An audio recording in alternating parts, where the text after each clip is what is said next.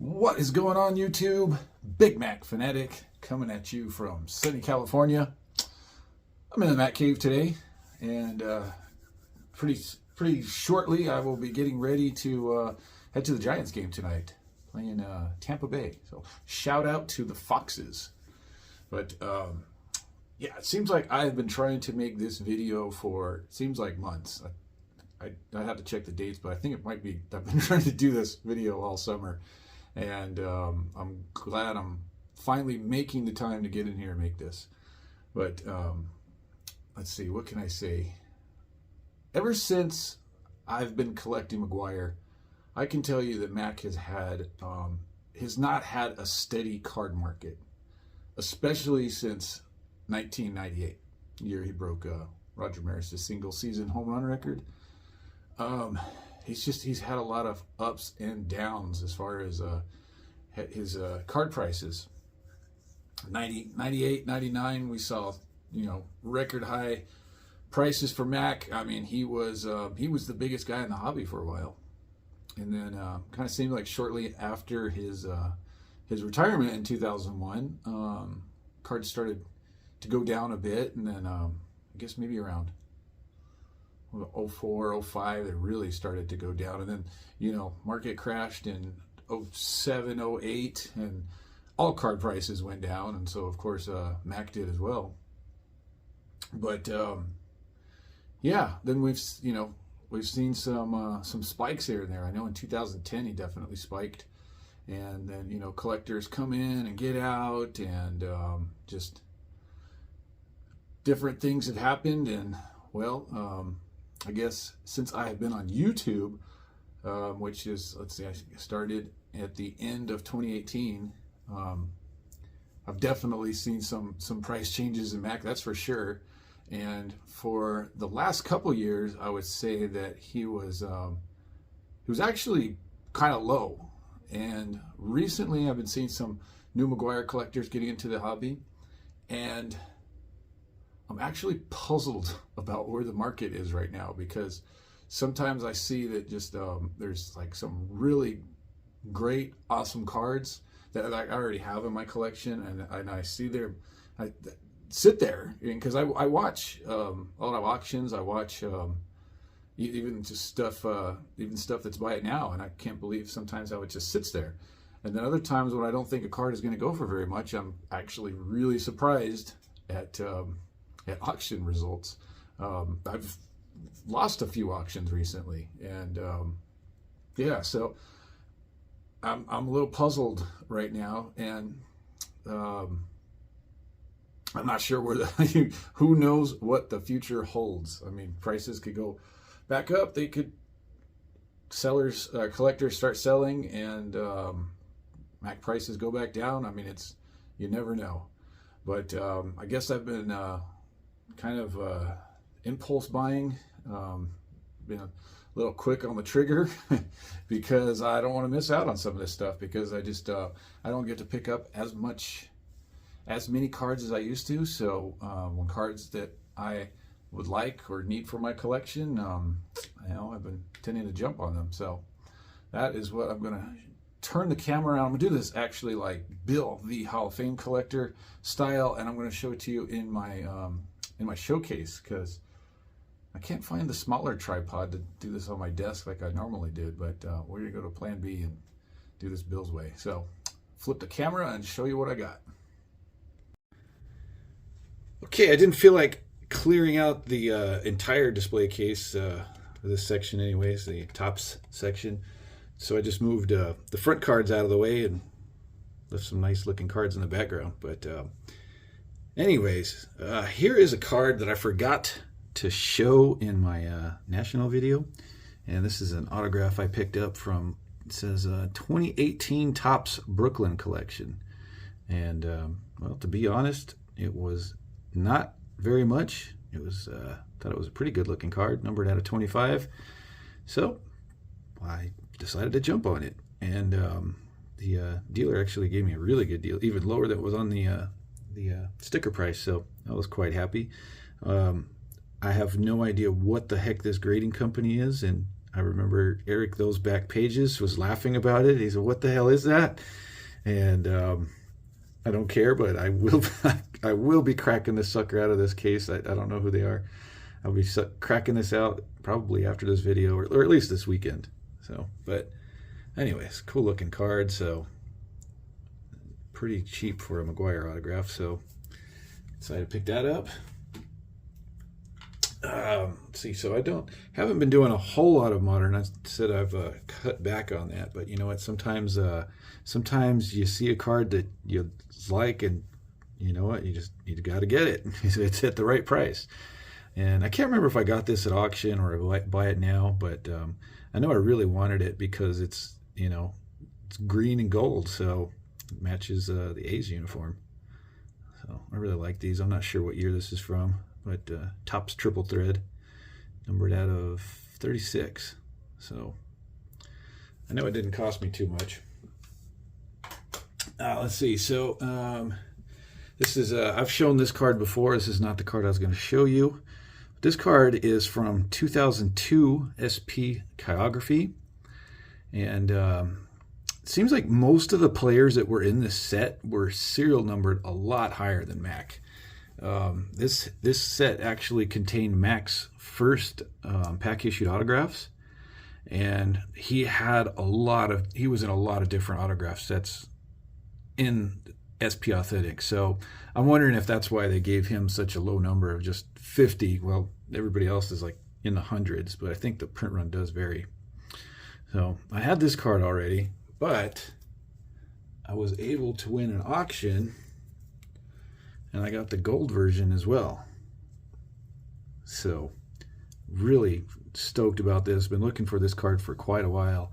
Now this one's numbered to 25, and the gold numbers are numbered to the player's jersey. So Mac being 25 on both the A's and Cardinals. The card is serial number to 25, and luckily for me, it's these are rare, hard to find cards, but not extremely low, or he wore like number 2 or number 5 or something. So luckily I was able to get my hands on that. So this was one that I expected the auction to go a lot higher than, and was pleasantly surprised at the amount that I got it for. So no complaints there. One night I was laying in bed and searching for some McGwire cards, and I came across this right before I was heading to sleep. And this is a print plate from 1998 Pinnacle. I want to say, I should have looked, but I want to say this was Pinnacle Plus. They did an insert set called Spellbound, and it would actually spell out McGwire. And I do have 2 other print plates from this set. They're both backs though, and so this is the first front one I got, and it's the M. So, but yeah, I couldn't believe that. I could not believe a printing plate from 1998 was there on eBay. And I thought the asking price was more than what I'm used to paying for these, and not that I see these very often, but like I said, I have 2 more from this set.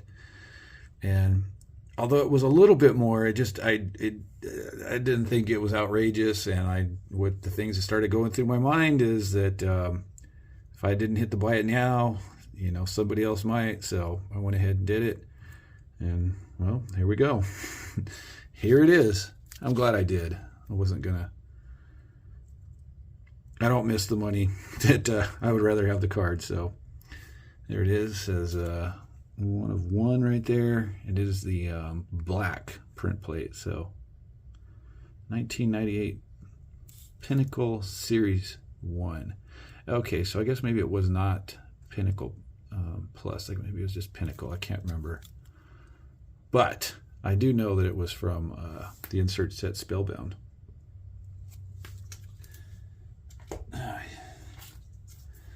Here's another one that, to be honest, I probably should have hit the buy it now on this one. I'm it was about twice as much as I was used to paying for these cards the last few years. This autograph coming from, I'm trying to remember if this is 2002 or 2003. I think it's 2002. It's from Upper Deck Ultimate Collection, and this is a signed Excellence. But yeah, this card popped up, and like I said, it was about twice as much as I had paid for them the last couple years. So I wanted to send an offer, and I sent an offer under. It was more than what I'd been used to paying for them, but I really wanted this card featuring Mac in a A's uniform. It's numbered to 49, which I think is kind of cool. I don't think they did that on purpose, although I could be wrong, or maybe they numbered it to 49 because that was the rookie home run record he set in '87. But yeah, I felt I put an offer in, and obviously I ended up with the card. But about a week later, there was another card from this set featuring him in a Cardinals uniform, and they were asking the same amount, and I put in the same offer that I had put in on this card, and somebody hit the buy it now, because I knew a couple hours later I got an eBay notification saying it said offer declined and card sold. So somebody paid the full amount. So things like that are making me kind of question where the market is, because I get a good deal on one day, like that gold SP Authentic I was showing you, and then the next thing, and then there's another one that goes for twice as much that I thought it would go for. So I just don't know. But yeah, signed Excellence, I have to be honest, it's probably not my favorite set. Mac's got he's got a bunch of them in there, a bunch of cards in this set. There's some A's cards, there's Cardinals cards and different poses, and you got different serial numbers and different inscriptions. So I think I'm about halfway done with this set. Anyways, so here we go. Now this card, I could not believe I'm still extremely excited about this one. I could not believe this popped up one day. But when it did pop up, I thought it was I thought they were asking a bit much for it. So I did not jump on this card right away. And this is a rookie refractor from Topps Chrome, 2000 Topps Chrome. And they had obviously it's a reprint. They did a paper version, a chrome version, and this is the refractor, which, to be honest, this is the first one I've ever seen that has serial number, because they were just out of 70. This is the first one I've seen with a serial number for sale. I'd seen a picture of one other one, and I know that there is about I had known about 3 other copies before this one. And so, I mean, just knowing of 3 out of 70, that tells you that this card just doesn't pop up very often. And the initial asking price I thought was quite a bit. And a couple weeks later, I kept checking on the card to see if it was still there. And I was actually kind of somewhat surprised that nobody had bought it. But then again, like I said, they were asking an awful lot for it. So about, I don't know, maybe a month later, or it seemed like a month, I had got eBay notifications letting me know that the seller had lowered their price on this card.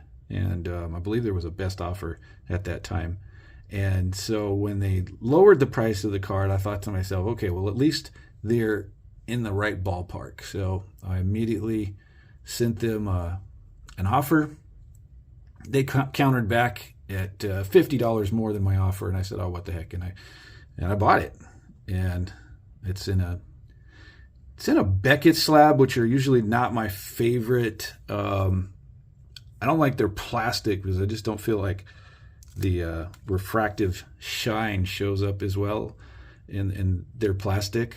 But I do like their labels. think the Beckett gold label is pretty sharp looking.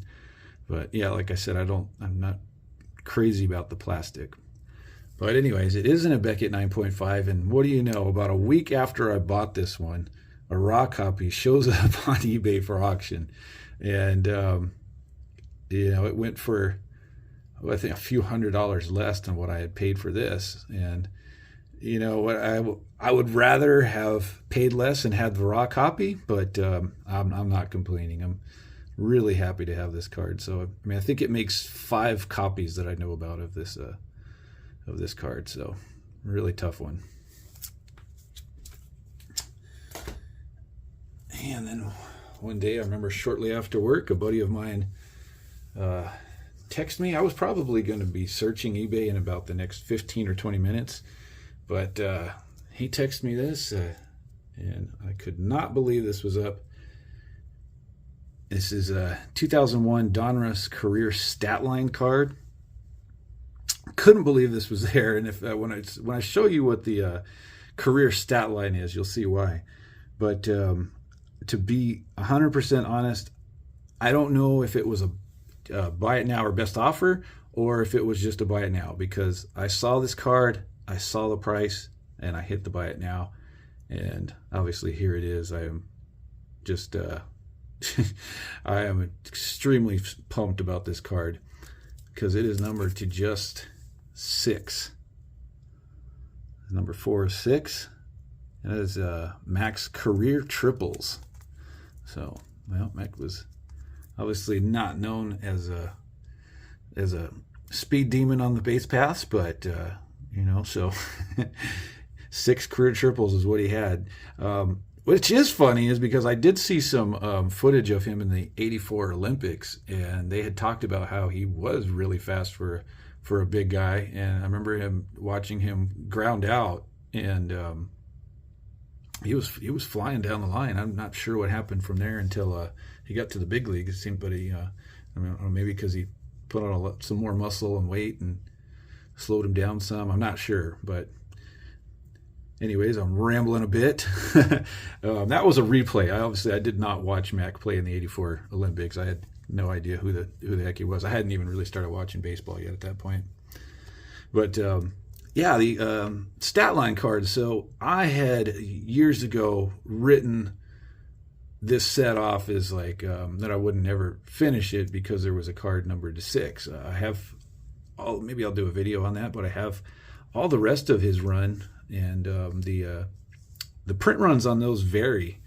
Like I know that Mac's last year in the big leagues, or second to last, he had 32 home runs. And so in 2000, so his, I feel like actually that was in 2001 that he had 32. I guess they made that card that year. I have to go back and check. I can't remember. But I know that one year he hit 32 home runs, and so the card is numbered at 32. Another year he had 70 home runs, and so it was they were numbered to 70. But for different players, they're going to do different stats, and they're going to obviously have different serial numbers. But yeah, for some reason they decided to do Mac's Career Triples, and we got a serial number of just 6. Now, I did show this in a group, and I had some slight concern for just a little bit. Somebody had said that they had cards from this set, and they thought that the serial number looked off. So I didn't go into full panic mode right away, but I did want to do some research. And I talked to a couple of friends of mine, and one of them confirmed to me, he said that a well-known collector who I know of had actually had a couple of them of these style serial numbers from Donruss, and had actually gotten a hold of Donruss to confirm that they were in fact the ones that that stamped them, and Donruss said yes. So this guy's a good friend of mine. I trust him, and I believe the story. So what I thought, and he and I discussed this, he didn't have this information, but we both had the same theory, and then I think it's very possible this might have been a replacement card. So if the person who opened up number 4 of 6. A car was damaged. They would have sent it to Donruss, and Donruss would have sent them the replacement copy back instead. So I don't mind having the replacement copy because this was in fact stamped by Donruss. If this was aftermarket, I obviously would have got my money back. I wouldn't have wanted it in my collection. I wouldn't have paid that much for a replacement card. But after doing the research, you know, I'm glad to have it. So, but yeah, one thing is I had never heard of fake serial numbers stuff with Donruss. I know with Fleer, you've got to really be careful and know your stuff about what you're buying, because there's when Fleer went bankrupt, there was a lot of cards that got stamped, and you have to know what you're looking at and be careful. But yeah, this is the first I had heard of anything like that with Donruss. So glad the story was confirmed, and that is what I've got for you today. Hope you guys enjoyed that little short stack of Big Macs I had, and hope everybody has a good weekend, and I will talk to you soon. Thanks for watching.